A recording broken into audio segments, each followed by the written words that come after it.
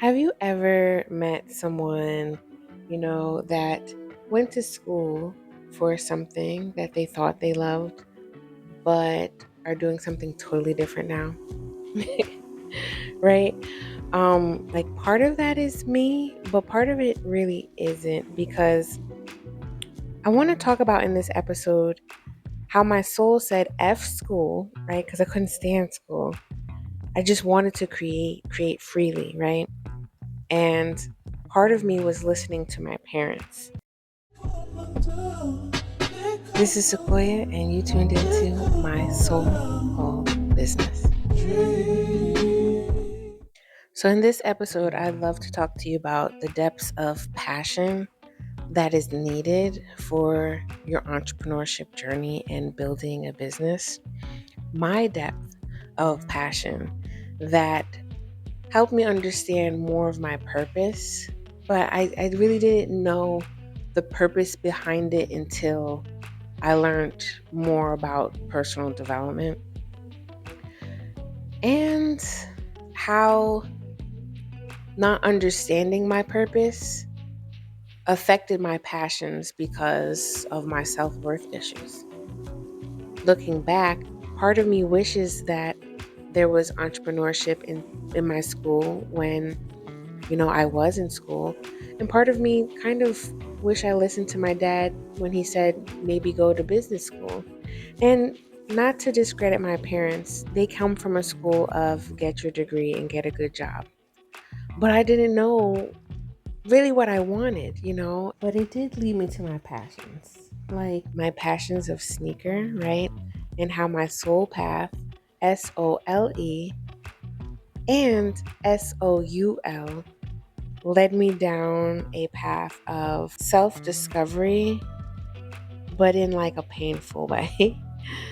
um, let's really start and focus on these sneakers, right? Because like I started my sneaker journey and building my sneaker business, my very first sneaker business, when I was actually in corporate.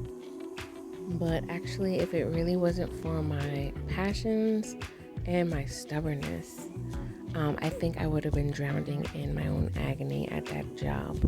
I really had to dig into my heart, and I found a memory, the closest memory I had of feeling fulfilled.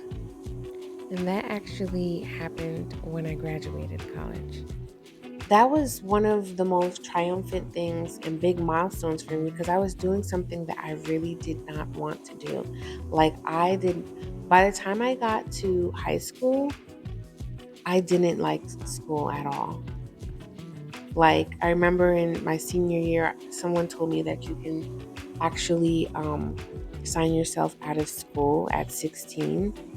And I was like, damn, I wish somebody would have told me because I would have asked my mom that and took the test. But then my parents, knowing them, they would have been like, so what's the plan? What are you going to do? And honestly, true, if I had a teenager right now, like that was like me, I would be like, what are we going to do though? Right? But also, I would introduce them to finding how to figure themselves out. Like a lot of rich kids, honestly, sometimes they take off right after high school and travel the world, right? Or go to Europe or something and do things. Does the average kid have the luxury or the privilege to do that? I don't know. But I do hope that one of these days I have a program that allows them to feel privileged enough to explore what makes them passionate, right? What do they feel purposeful in doing, in this world?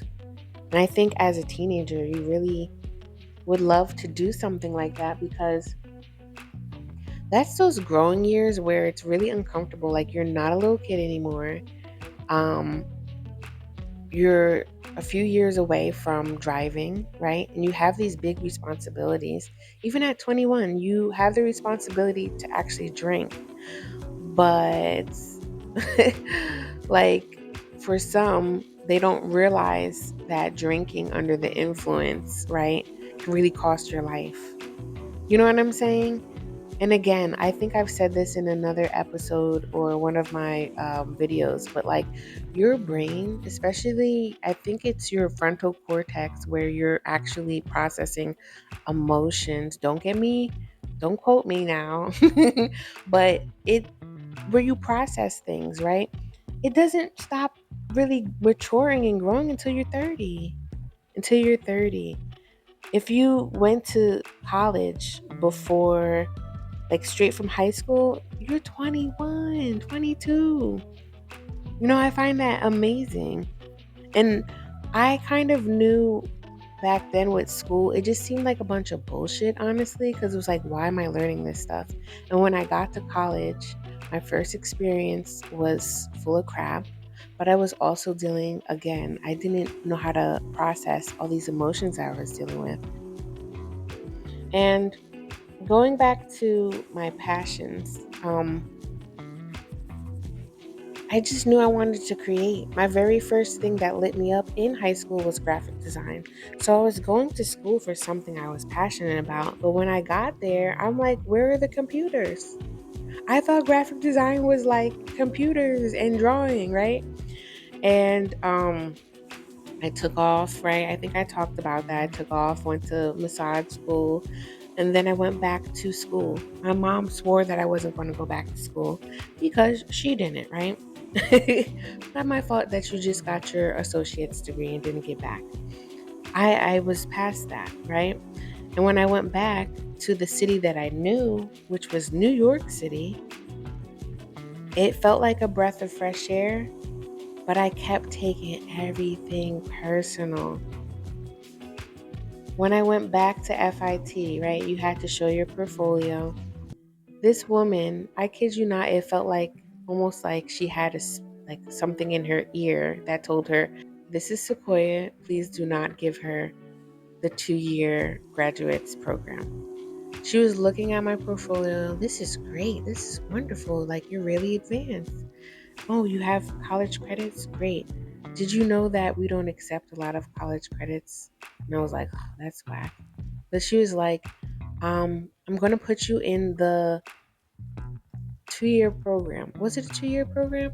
No, it was a 1-year accelerated program for your associates, and then you get your bachelor's. I don't know if FIT still does that, but that junk was whack, and that was the main reason why I didn't want to go to that school in the first place. But, right, when she said that, I kid you not, it almost looked like it was a glitch. And she just was like, "Oh, you know what? No, we're going to just put you in the 2 years associates program." And then I was like, "No." And before I could even ask a question, she signed it off. And I was just like, yo, this is whack. And I had this way back then of just really wearing these emotions. Like, why does this happen to me? Right? Um, But fast forward to my senior year, right? And it was funny because all 4 year, most of the people that was with me those 4 years, they were like, "Yo, you're always creating some project for homework that has to do with shoes." I loved shoes. I didn't know why I loved shoes, but I just loved them. Like, I was the type of person that dressed up from the shoes to the head. And I know like a lot of people that I've met, they kind of build their outfit and then use like shoes as an accessory. Like, you put the shoes on, then you put maybe like jewelry, hat, or whatever, purse, whatever floats your boat, right? But no, not me. It was all about the shoes. And if you've been following the story, I worked at sneaker store and all that stuff. But let me take you back memory lane real quick because I thought about this. Um, I was born in New York City. All right, I'm gonna tell you how old I am. Drum roll, please. I was born in '86 when the height of hip hop was actually turning commercial, right? Because hip hop started out in the park, right? Started out in the Bronx, and it started as a radical movement. If I'm not mistaken, it started in the '70s, and people from the hood, we always create, right? When we have these struggles, we always create. That's why I find it so funny that I wanted to be an art therapist.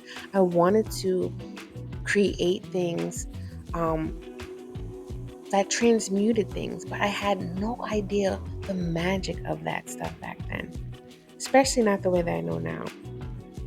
And looking at hip hop, I always kind of had this special heart for the underdog, because that was the movement of like, people were literally like buildings were being burnt down and people couldn't even live in certain areas in New York because that's how they were treating the poor people.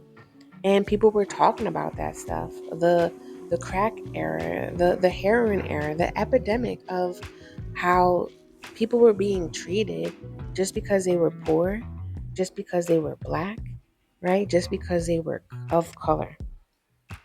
And not to say that there weren't any whites in New York City, because I don't even want to call New York City a melting pot anymore. It's more of a salad, right? With so many different ingredients of people. And it started, like New York's history always had immigrants building up that area. And people were always complaining about it, right? Now you fast forward to the 80s where hip hop started becoming so big, breakdancing started becoming big. It was interesting how the music was changing. I do believe that like James Brown and Jill Scott Heron and like other people were already doing it, right? But it wasn't like this movement of people doing it, if you get my gist. And the music became different too, because as my mom would say, the disco era was over, right?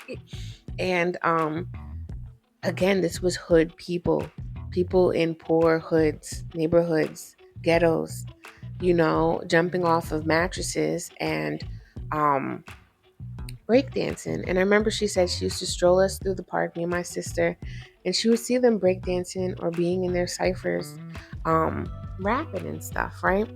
And she said she thought it was kind of funny. And I remember this woman that she used to let babysit us, and she just like connected with this woman because her child was the same age. I remember, I think like in my 20s, for some reason, my mom was around her. She got back up with her and she saw me. She was like, "Oh my God, like, look at you." Like, she just remembered me from a baby. And for some reason, they started talking about me being in the stroller and bopping my head to the hip hop music. And I'm bringing this up because I remember a few years ago I thought about why I really loved sneakers so much. It was the culture that I was born into, and it was from the love of hip hop, right? And my Adidas, right? That was like the number one commercial rap um, song that actually came out, I think, in 1986. And Adidas was really marketing with, they saw the power of music, they saw the power of hip hop, and they connected with Run DMC, right? And they really put they really helped put Adidas on the map, as well as vice versa helped Run DMC be put on the map, which was one of the pioneers of the commercial era, I'd call it. Because if you don't know, like when we have progressive music and it always starts with a neighborhood, a section, right? You have mixtapes. It gets flooded some way, shape, or form through the city, right? Or somebody, or at least how music used to be back in the day. Um, you would send it to somebody, would know somebody, especially in New York City, right? They'd send it to an A&R, or they'd go in the radio station and like play this shit right now, like type of thing. And this is where my passion ran deep with sneakers, right? It was almost like the footprints of my old past life in a way, because it also started from childhood where my mom, she was in the buying office before she actually had kids, right? That was something that her specialty was fashion. And Again, she thought hip hop was funny. She didn't get like oversized clothes until like 2000s and started understanding like, oh, again, streetwear was birthed from hip hop. She knows a lot of history behind classical fashion, right? And things like that. And I would love for my mom to start talking about this stuff online. But, you know, I digress. But like the rebel in me connected with hip hop. Um, I just have this rebel side, this advocacy for the underdogs, and again, like the environment I was born in, and just loving fashion. I didn't even know sneakers were really fashion. I just saw it as shoes, right? But with all this knowledge, it made me understand like, okay, this is kind of why. Because I actually, the only thing that I could tell you why I love sneakers was because I just have a lot of memories behind the designs of like Jordan, like when the Jordan sneakers came out. Because the early 90s, I was already in like grade school. I'll never forget in fifth grade, um, our gym teacher, it was this black man. He was kind of old. Like he wasn't like young gym teachers because for some reason in my school days, majority of my gym teachers were like young, like 20s or something. He had like salt and pepper gray hair, right? So I knew he was like at least 40 when I thought. I don't know how old he was, but in my mind, he had salt and pepper gray hair. So he was 40. But he dressed so like a young guy on the street. And it was like he would always wear like Jordans and like these Nike shorts. And he always had the sweetest sneakers. So I remember how the kids would be like, oh, you got the Jordans. Da, da, da, da, da, da. And very few kids had Jordans. There were some that did. Um, some of the kids, especially in fifth grade, because fifth grade, I actually went to public school.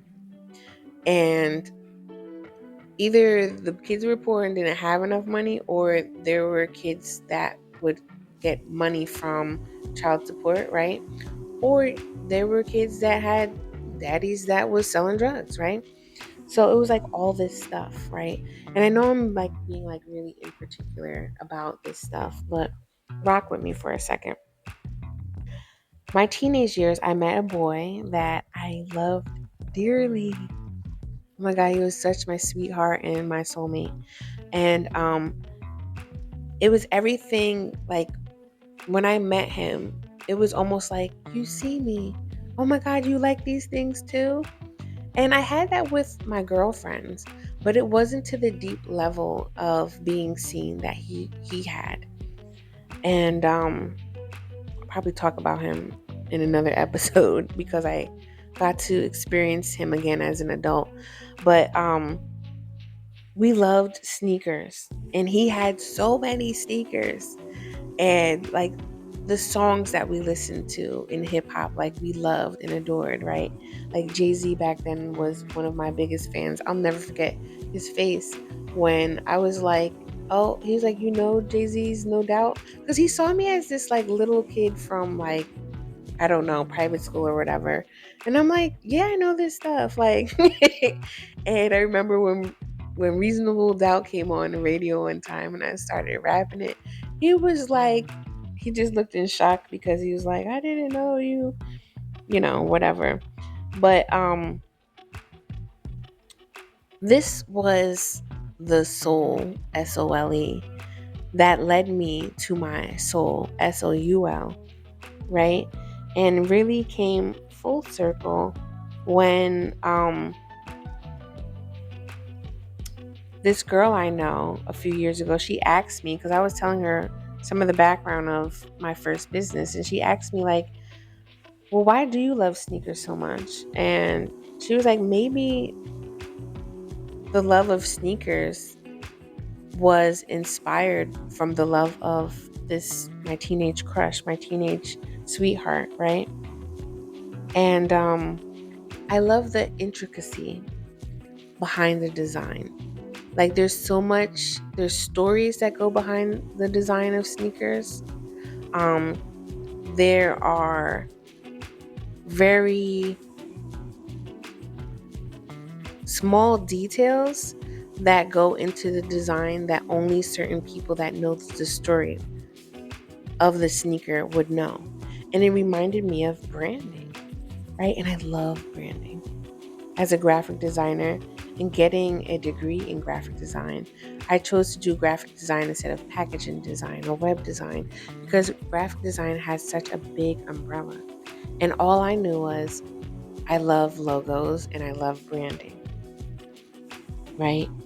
And that love of the design led me to say, hey, I still want to own my own business. When I graduated from FIT, right? When I graduated that senior year, and when all the kids, right, going back to all the kids talking about, hey, like, you really love sneakers, you really love shoes, like, are you going to do something? I wanted to get a job that was Nike or was this, but Nike and certain corporations like that, they did not take entry level designers. And also, too, like the way that my entry level job and my corporate job turned me all the way the fuck off, it was like, no. And it really sparked me to go into this um, life of an entrepreneur. Like, it sparked me, and I found this courage. And by remembering that memory of fulfillment and achievement, I'm like, I can do anything, right?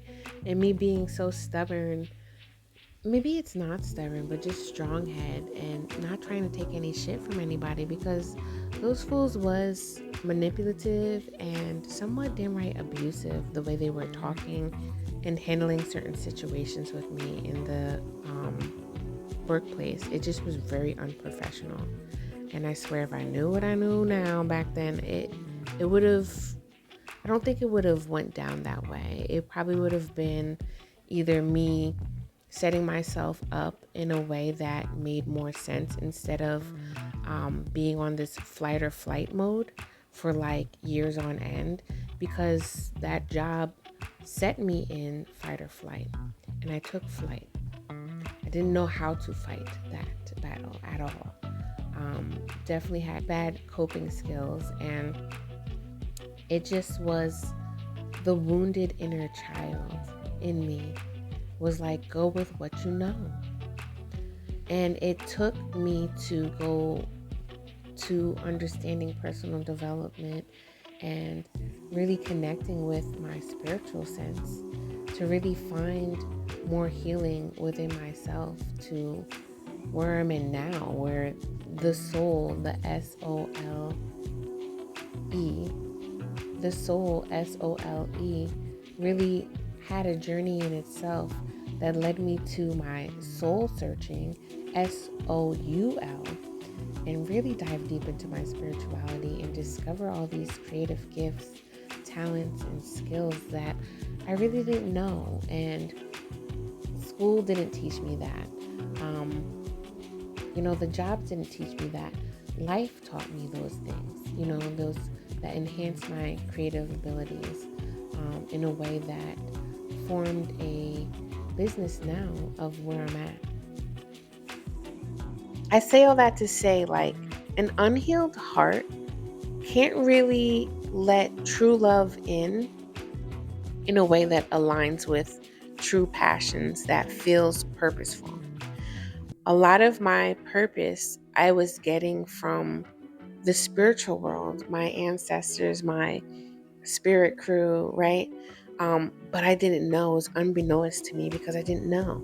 I just knew that I was seeing these angel numbers, and I started understanding, like, maybe there's a reason why I like astrology.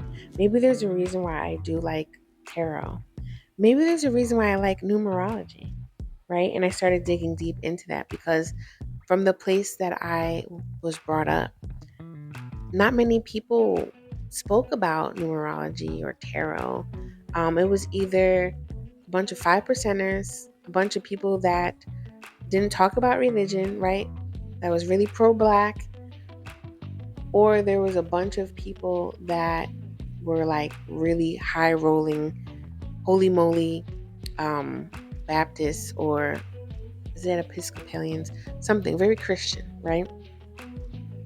So, and my family was never really religious, but my mom always was like, you're going to know God type of thing.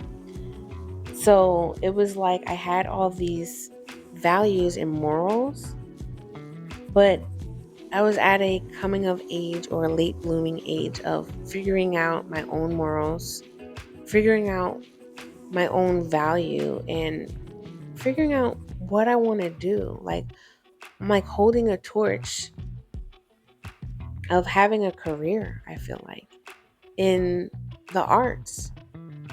Because my parents, like my background and their parents, very creative, but no one had a job doing that. So here I am actually going to school, have a degree in this, right? And now it's like I'm going to get a job. I'm going to make a living of what I want to do.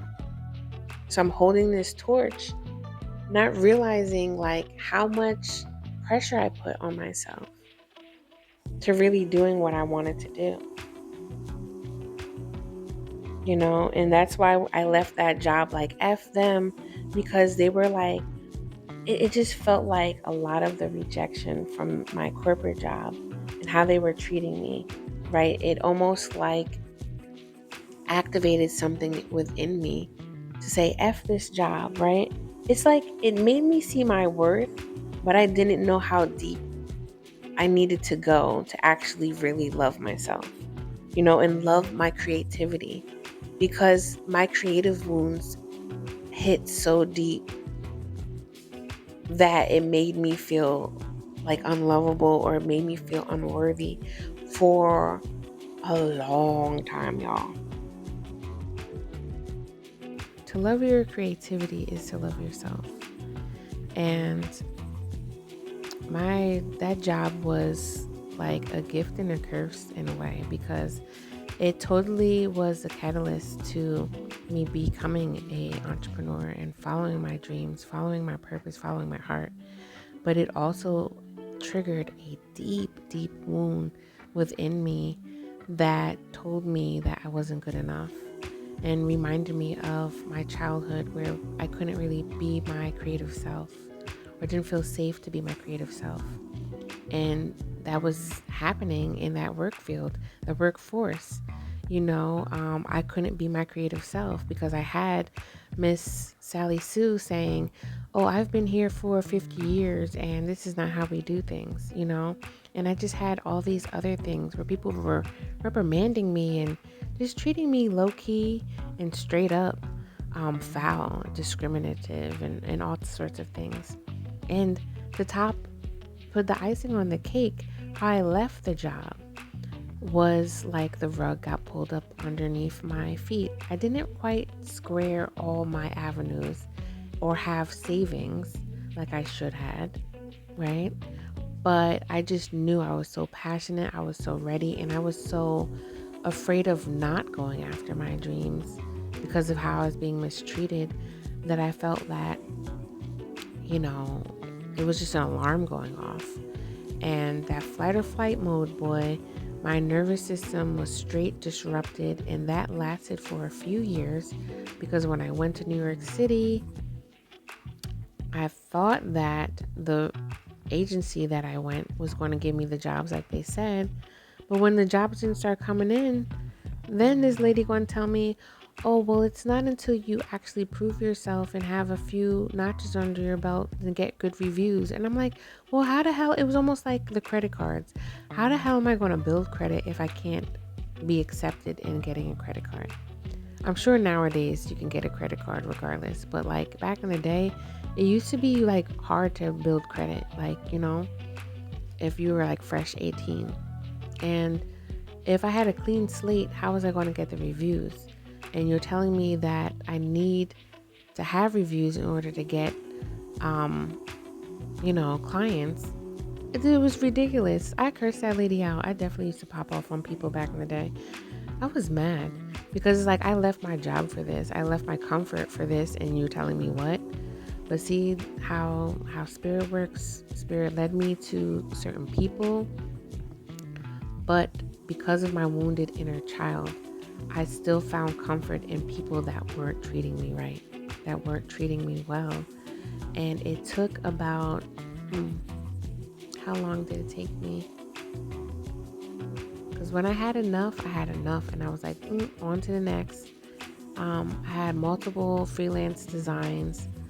I had people turning their freelance gig into what they thought was going to be long term, but it didn't suit my needs, and people were being very manipulative. And I'd love to share in the next episode how, your relationships are very important when having a business. And how do you know that you are feeding the toxic relationships that you may have had in the past? Or using your judgment from these things like relationship healing is needed as well when dealing with a business at a soul calling level, right?